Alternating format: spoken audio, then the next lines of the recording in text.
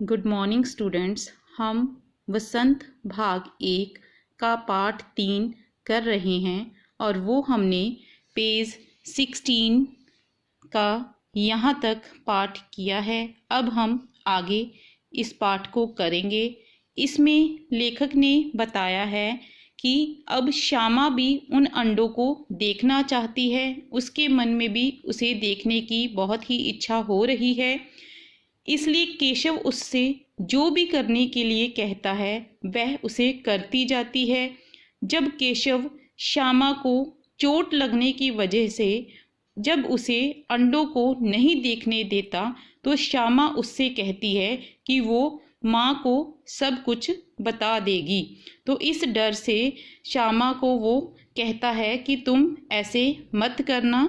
तो इसके बारे में हम आगे इस पाठ में आगे पढ़ेंगे। लेखक क्या बता रहे हैं। श्यामा ने फिर कहा, हमको भी दिखा दो भैया। केशव, दिखा दूंगा, पहले ज़रा वह टोकरी तो दे दो, ऊपर छाया कर दूं। श्यामा ने टोकरी नीचे से थमा दी और बोली, अब तुम उतर जाओ, मैं भी तो देखूं। केशव ने टोकरी को एक टहनी से टिकाकर कहा, जा दाना और पानी की प्याली ले आ, मैं उतर जाऊं तो तुझे दिखा दूंगा। श्यामा प्याली और चावल भी लाई। केशव ने टोकरी के नीचे दोनों चीज़ें रख दी और आहिस्ता से उतर आया। श्यामा कहती है, फिर से उसे दोबारा से कहती है कि भैया मुझे भी उन अंडों को देखना है, तो तुम मुझे वो दिखा दो। केशव उससे कहता है कि रुक जा, दिखा दूंगा, पहले जाओ और जाकर उस टोकरी को लेकर आओ, हम इन अंडों के ऊपर छाया कर दें।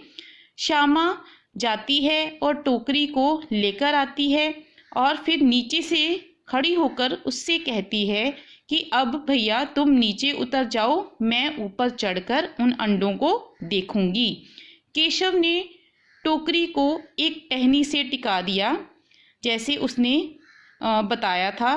तो वो एक टोकरी से उसको टिका देता है और फिर वो थोड़े से दाने और एक पानी की प्याली लेकर आता है और उसे वहाँ पर रख देता है। फिर वो कहता है कि मैं अब उतर जाता हूँ, तो तुम देख लेना। श्यामा प्याली भी लेकर आई थी और चावल भी लेकर आई थी और उसे केशव वहाँ रख देता है। केशव ने टोकरी के नीचे दोनों चीज़ें रख दी। नीचे उतरने से पहले वो केशव दोनों चीज़ों को उस टोकरी के नीचे रख देता है और फिर वो आहिस्ता आहिस्ता मतलब धीरे से वो नीचे उतर जाता है। श्यामा ने उससे बहुत कहा कि अब हमको भी ऊपर चढ़ने दो भैया। केशव कहता है, नहीं नहीं, तुम गिर जाओगी, तुम्हें चोट लग जाएगी। श्यामा कहती है, नहीं भैया मैं नहीं गिरूंगी, तुम नीचे से इस स्टूल को पकड़कर रखना। केशव आगे से कहता है, ना भाई, कहीं अगर तू गिर गई तो अम्मा जी मेरी चटनी ही कर डालेंगी, कहे कि तूने ही चढ़ाया था, क्या करेगी देखकर, अब अंडे बहुत आराम से हैं, जब बच्चे निकलेंगे तो उनको पालेंगे।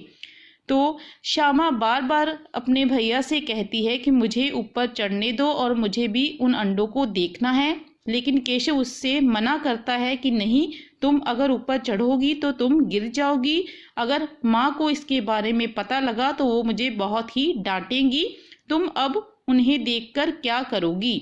वो अंडे जो हैं बच्चों के वो बड़े ही आराम से हैं, अब मैंने उन्हें बड़े आराम से रख दिया है, तो जब उसमें से बच्चे निकलेंगे तो हम उनकी पालन पोषण करेंगे। दोनों चिड़िया बार बार कॉर्निस पर आती थी और बगैर बैठे ही उड़ जाती थी। केशव ने सोचा, हम लोगों के डर से नहीं बैठती, स्टूल उठाकर कमरे में रख आया, चौकी जहाँ की थी वहाँ रख दी।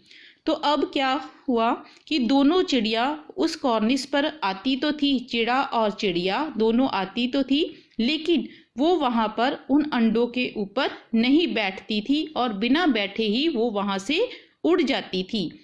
केशव के मन में ये विचार आता है कि शायद वो हमारी वजह से डर के कारण वहाँ पर नहीं बैठ रही है।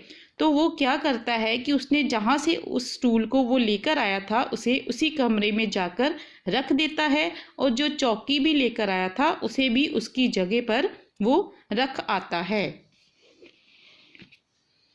आगे पेज 17।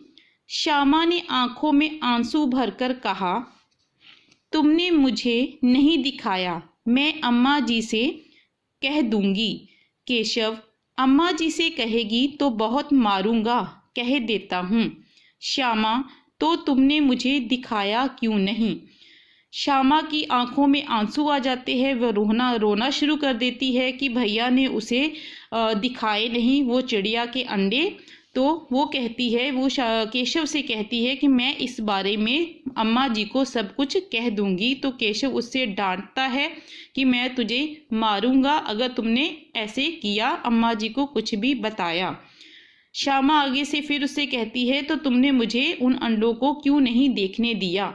केशव कहता है, अगर तुम उस पर चढ़ती और गिर पड़ती तो फिर बहुत परेशानी होती। श्यामा, हो जाते देख लेना, मैं कह दूंगी। तो श्यामा उससे गुस्से में कहती है कि मैं अम्मा जी से सब कुछ कह दूंगी। इतने में कोठरी का दरवाज़ा खुला और माँ ने धूप से आंखों को बचाते हुए कहा, तुम दोनों बाहर कब निकल आए? मैंने कहा ना था कि दोपहर को ना निकलना। किसने किवाड़ खोला? किवाड़ मतलब दरवाज़ा।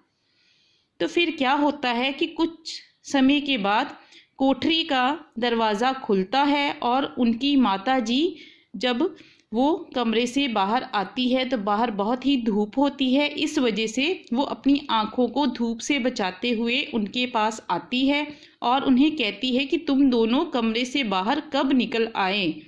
मैंने तुमसे कहा था कि अभी दोपहर का समय है तो तुम बाहर मत निकलना। मुझे ये बताओ कि ये दरवाज़ा किसने खोला है? किवाड़ केशव ने खोला था, लेकिन श्यामा ने माँ से यह बात नहीं कही। उसे डर लगा कि भैया पिट जाएंगे।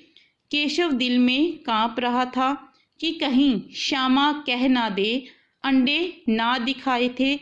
इससे अब उसको श्यामा पर विश्वास ना था। श्यामा सिर्फ मोहब्बत के मारे चुप थी या इस कसूर में हिस्सेदार होने की वजह से इसका फैसला नहीं किया जा सकता।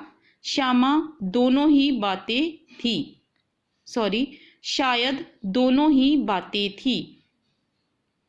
तो श्यामा कहती है कि किवाड़ मतलब दरवाज़ा जो है वो अम्मा जी केशव ने खोला था। ये वो कहने के बारे में सोचती है, लेकिन श्यामा माँ से ये बात नहीं कह पाती क्योंकि उसे ये डर था कि भैया की पिटाई हो जाएगी, अम्मा जी उसे बहुत ही डांटेंगी। केशव भी अपने मन में बहुत ही घबरा रहा था, डर रहा था कि कहीं श्यामा उससे ये सब कुछ ना कह दे क्योंकि उसने उसे अंडों को देखने नहीं दिया था। इससे अब उसको श्यामा पर बिल्कुल भी भरोसा नहीं रहा था। श्यामा सिर्फ इस कारण से चुप थी, अपने भाई के प्यार की वजह से वो चुप थी, या वो इस कसूर मतलब गलती, क्योंकि वो भी अपने भैया के साथ इस सारे काम में हिस्सेदार थी। इस वजह से वो ये फैसला नहीं कर पा रही थी कि वो अपनी अम्मा जी को बताए या ना बताए। माँ ने दोनों को डांट डपट कर फिर कमरे में बंद कर दिया और आप धीरे धीरे उन्हें पंखा झलने लगी। अभी सिर्फ 2 बजे थे, बाहर तेज लू चल रही थी। अब दोनों बच्चों को नींद आ गई थी। लू मतलब गर्म हवा। तो माँ ने क्या किया, श्यामा और केशव दोनों को डांटा और फिर उनसे कहा कि अब तुम कमरे में जाओ और उन्हें सोने के लिए कहा। और फिर माँ उन्हें धीरे से पंखा झलने लगती है। अभी सिर्फ 2 ही बजे थे और बाहर बहुत ही गर्म हवा चल रही थी। तो अब दोनों बच्चे आराम से सो जाते हैं। तो बच्चों, आज हमने यहाँ तक इस पाठ को ख़त्म किया है। आगे हम इसका अगला भाग 3 अगली वीडियो में करेंगे। Thank you.